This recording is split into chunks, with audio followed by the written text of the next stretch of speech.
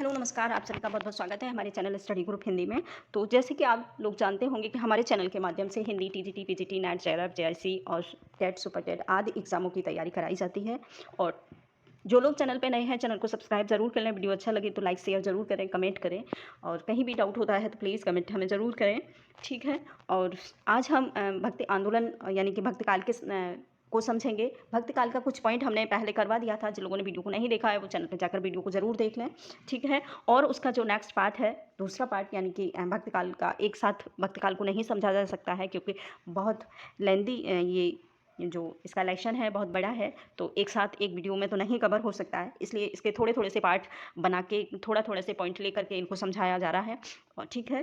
तो आज हम इसका नेक्स्ट दूसरा वीडियो है ये, तो इसमें हम भक्ति आंदोलन के विषय में बात करेंगे। इससे पहले के पॉइंट हमने सारे क्लियर करवा दिए थे, उसमें सारे 10 पॉइंट थे। जिन लोगों ने वीडियो को नहीं देखा वो चैनल पे जाकर वीडियो को ज़रूर देख लें, ठीक है? तो आज हम भक्ति आंदोलन से स्टार्ट करेंगे। भक्ति आंदोलन का आरंभ किस प्रकार से हुआ हमारा हिंदी साहित्य में, ठीक है?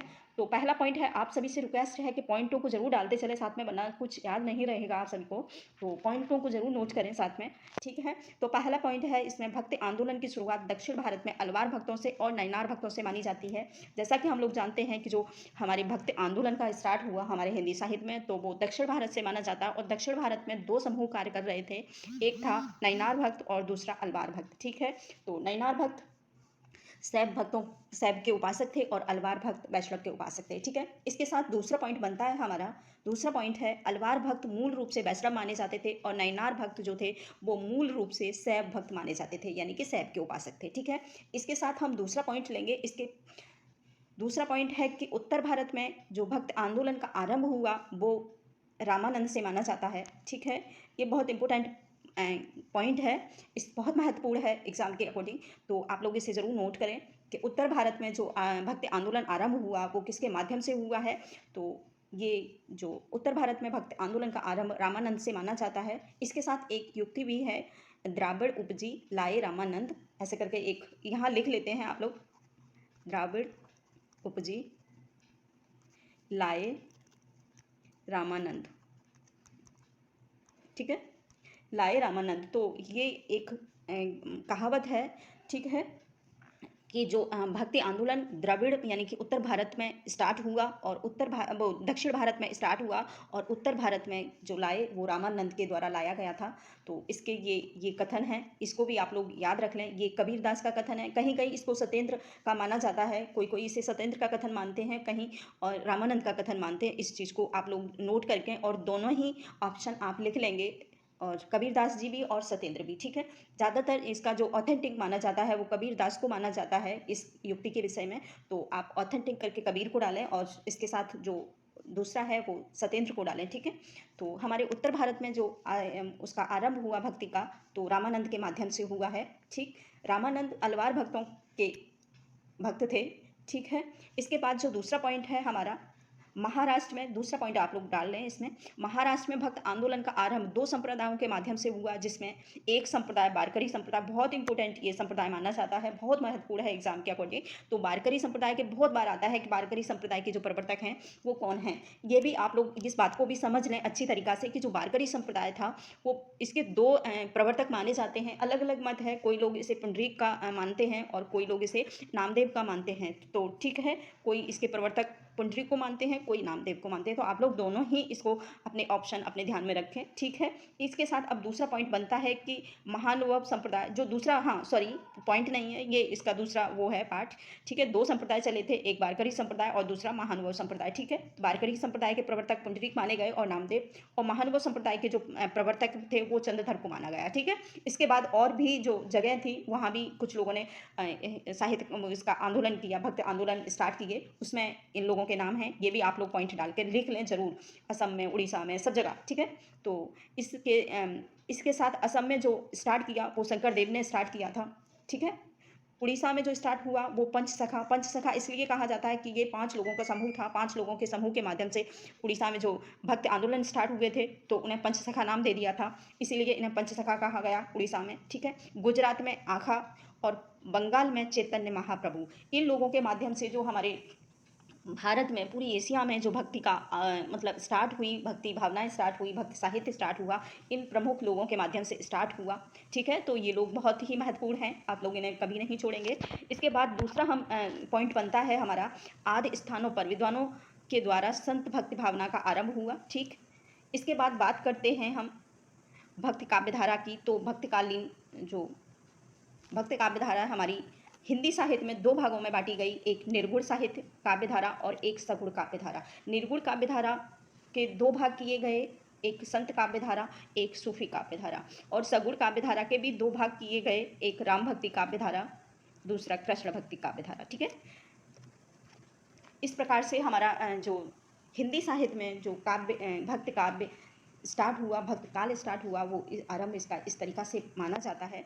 ठीक है, इसके बाद हम संत काव्यधारा को पहले स्टार्ट करेंगे, संत काव्यधारा को समझेंगे। सबसे पहले संत काव्यधारा किस रूप में स्टार्ट हुई और कौन कौन इसके मतलब लेखक रहे, कवि रहे और क्या क्या इनका योगदान रहा। ठीक है, इसके बाद दूसरा जो पॉइंट है हमारा, यहाँ सगुण लिखा है, तो आप लोग सगुण लिख लें, यहाँ पर मिस्टेक हो गई है इसमें। ठीक है, यहाँ सगुण लिख दिया है। दो भागों में स्टार्ट हुई, राम भक्ति और कृष्ण भक्ति। ठीक है, तो ये तो वही पॉइंट हैं जो मैंने अभी बताए हैं। इसके बाद बात करें संत काव्यधारा की, तो विभिन्न विद्वानों ने विभिन्न मत अपने इसमें अलग अलग नामों के माध्यम से दिया है। किसी ने इसको सगुण काव्यधारा कहा है, किसी ने इसको निर्गुण काव्यधारा कहा है, किसी ने इसको संत काव्यधारा कहा है। तो थोड़ा सा इसमें कन्फ्यूजन होता है, कोई इसे निर्गुण काव्यधारा मानता है, कोई इसे ज्ञान मार्गी काव्यधारा मानता है। ठीक, तो थोड़ा सा कन्फ्यूजन है, इसको हम देखेंगे कि निर्गुण काव्यधारा को ज्ञानश्री शाखा रामचंद्र शुक्ल ने माना है, ये भी आप नोट करें। ठीक है, कि निर्गुण काव्यधारा को ज्ञानश्री शाखा किसने कहा है? ठीक, तो रामचंद्र शुक्ल ने कहा है। दूसरा है निर्गुण काव्यधारा हजारी प्रसाद ने माना है।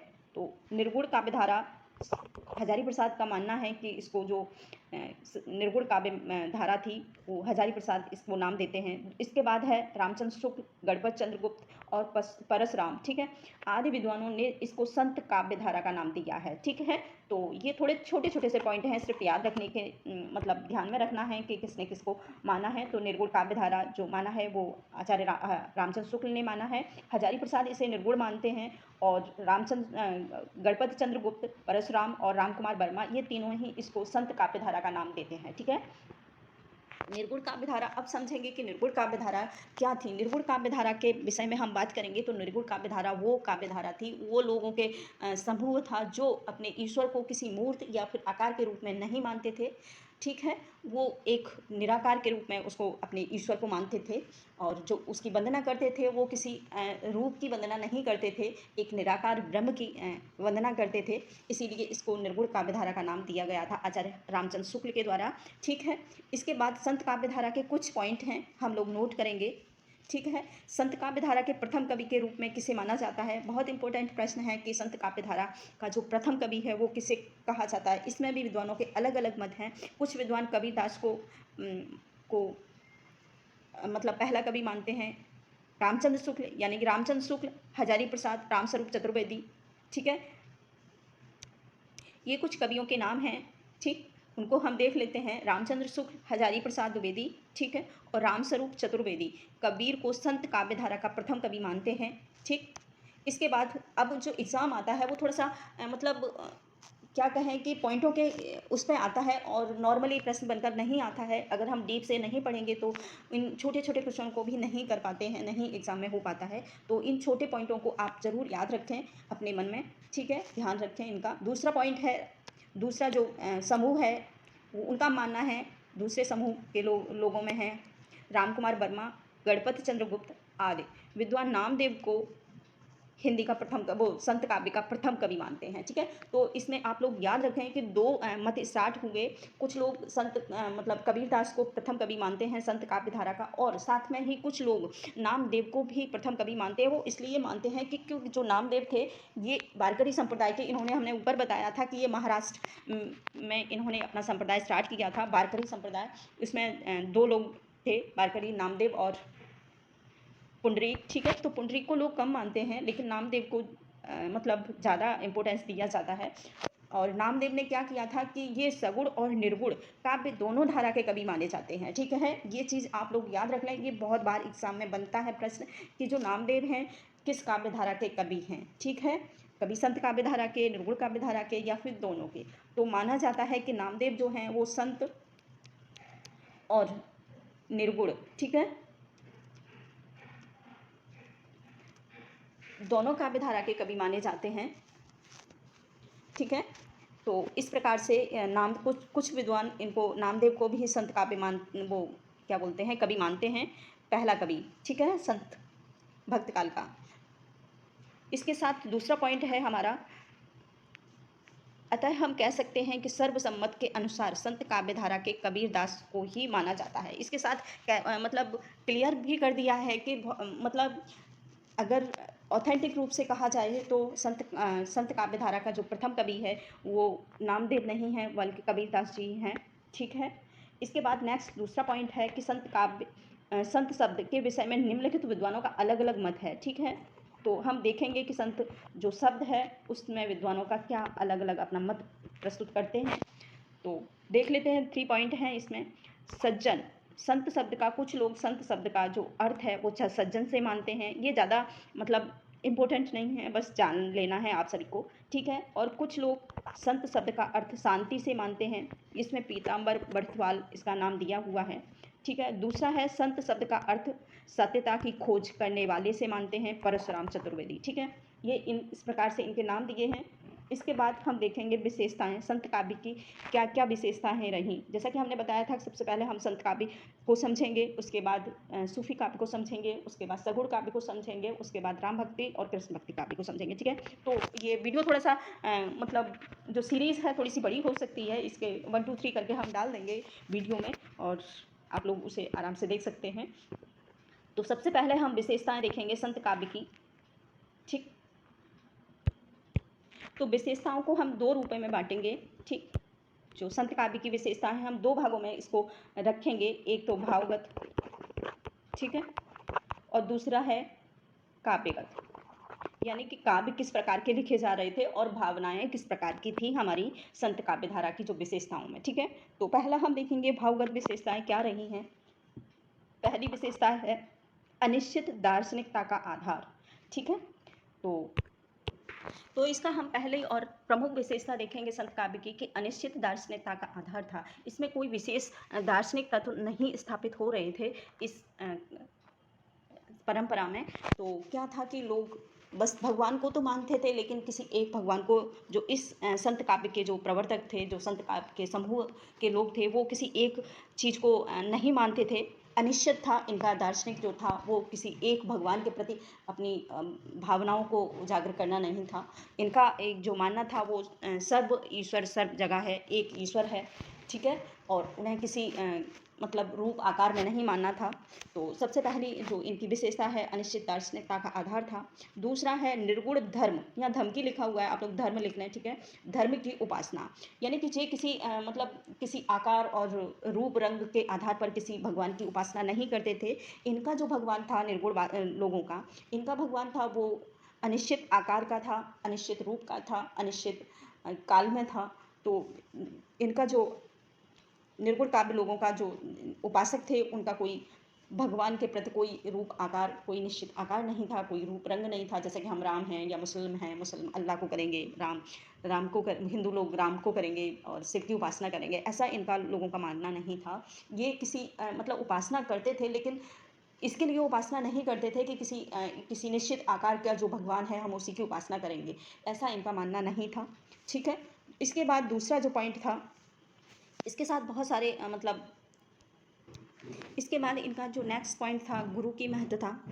जो संत काव्य के प्रवर्तक थे, जो संत काव्य के समूह के लोग थे, यानी कि संत लोग थे, वो गुरु को बहुत ज़्यादा महत्वता देते थे, यानी कि भगवान से भी। इनका कथन है कि गुरु गोविंद दोहू खड़े, गोविंद यानी कि भगवान, दोनों खड़े, काके लागे पाँव,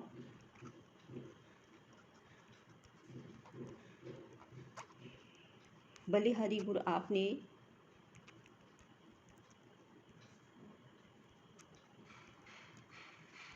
गोविंद दियो बताए। ठीक है,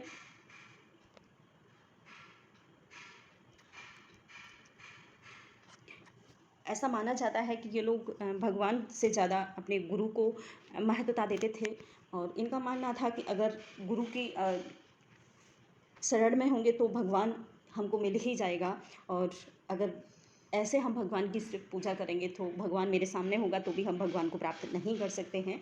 तो इन लोगों का मानना है कि गुरु को अधिक महत्वता देते थे। दूसरा पॉइंट है इनका बाह्य आडंबर का विरोध। बाहरी आडंबरों का बहुत विरोध किया है कबीरदास जी ने। बहुत इन्होंने आज के समूह में देखा जाए, आज के समय में देखा जाए तो कबीर एक बहुत बड़े समाज सुधारक के रूप में उभर के आए हैं हमारे साहित्य के क्षेत्र में, और बहुत सारे इन्होंने अपने कथनों को दिया है, बहुत सारे अपना इन्होंने विचारों को दिया है। तो बाह्य आडंबरों का विरोध किया है। ठीक, दूसरा है इसके साथ ही इन्होंने मतलब जाति प्रथा का बहुत खंडन किया है। कबीरदास जी किसी जाति ब्रह्म को नहीं मानते थे। इनका मानना था कि सारे लोग, सारे जनता मतलब सारे जीव एक समान हैं। तो ये किसी जाति धर्म को नहीं बढ़ावा नहीं देते थे। इन्होंने जाति का बहुत विरोध किया है। ठीक है, इसके साथ ही इनका जो दूसरा पॉइंट है रहस्यवाद की भावना। ठीक, रहस्यवाद संत काव्य में बहुत ज़्यादा रहस्यवाद देखा गया है, यानी कि मतलब भगवान को एक रहस्य के रूप में ही इन्होंने स्वीकार किया है, और इनके बहुत ज़्यादा मतलब देखने को मिलते हैं दुलही गाए मंगलचार, इस प्रकार की पंक्तियाँ इनको देखने को मिलती हैं इनके रहस्यवाद में, यानी कि भगवान को ही इन्होंने दुल्हन के रूप में माना है। और दूसरी एक और पंक्ति देखने को बहुत फेमस पंक्तियाँ हैं इनकी, अब्दू गगन मंडप घर कीजिए, ऐसी प्रकार के जो रहस्यवाद को इन्होंने बढ़ावा दिया है। ठीक है, इसके बाद माया एवं स्त्रियों का विरोध किया है इन्होंने। ठीक, संत काव्य जो संत कवि थे उन्होंने स्त्रियों को एकदम माया के रूप में माना है, स्त्रियों को, और विरोध किया है इन्होंने। इनका मानना है कि जो नारी है वो मतलब मोक्ष की प्राप्ति में बाधक है, इसीलिए इन्होंने नारी को थोड़ा सा अवॉइड किया है। ठीक है, इसके साथ ही योग साधना पर विशेष बल दिया है, मोक्ष की प्राप्ति पर बहुत बल दिया है, यानी कि भगवान को प्राप्त करने में इन्होंने बहुत अटूट, इनका जो साधन है वो बहुत ही कठिन रहा है। ठीक, इसके बाद जो एकेश्वरवाद, जो संत कवि हैं वो भगवान एक को ही भगवान के रूप में मानते हैं, अलग अलग इनका समूह नहीं है। ऐसा नहीं है कि कोई राम को मान ले, कोई और मतलब अलग अलग बहुत सारे भगवानों को नहीं मानता है वो। उनका मानना है कि जितने भी भगवान हैं वो सिर्फ, चाहे हम किसी भी रूप में देखें, कुछ भी इनका नाम दें, लेकिन वो सब एक ही है। तो ये एकेश्वरवाद को विशेष बल देते हैं। ठीक है, इसके साथ ही ये तो आप लोग पढ़ ही लेंगे, ऐसा कुछ नहीं है, बस इनकी जो पंक्तियां हैं वो थोड़े से जात प्रथा को मतलब।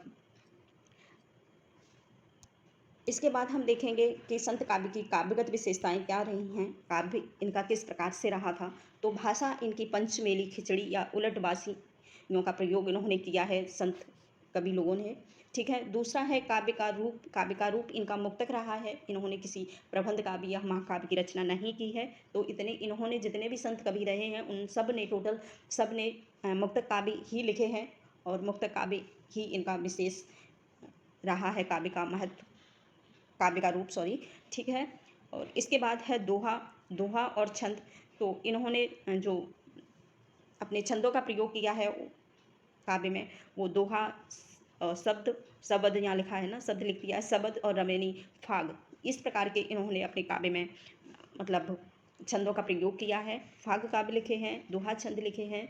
ठीक है, और छंद शैली का प्रयोग किया है। ठीक है, इस प्रकार से हम देखेंगे कि संत काव्य की जो विशेषता है वो इस प्रकार से है। साथ में आप लोग और भी मतलब बुक से नोट कर सकते हैं, लिख सकते हैं, पढ़ सकते हैं, थोड़ा सा डिटेल में अगर पढ़ना है तो। नॉर्मली रूप से ये इतनी काफ़ी है जो संत काव्य की विशेष विशेषताएँ हैं, तो आप लोग इनको समझ लें। ठीक है, आज इतना ही। नेक्स्ट वीडियो में हम सूफी काव्य को पढ़ेंगे, और सूफी काव्य के जो संबंध में हम जो भी कथन हैं, जो भी विशेषताएं हैं, उनको समझेंगे। तो आज इतना ही। Thank you. जो लोगों ने वीडियो को शेयर मतलब सब्सक्राइब नहीं किया है वो चैनल को सब्सक्राइब ज़रूर कर लें। तो थैंक यू।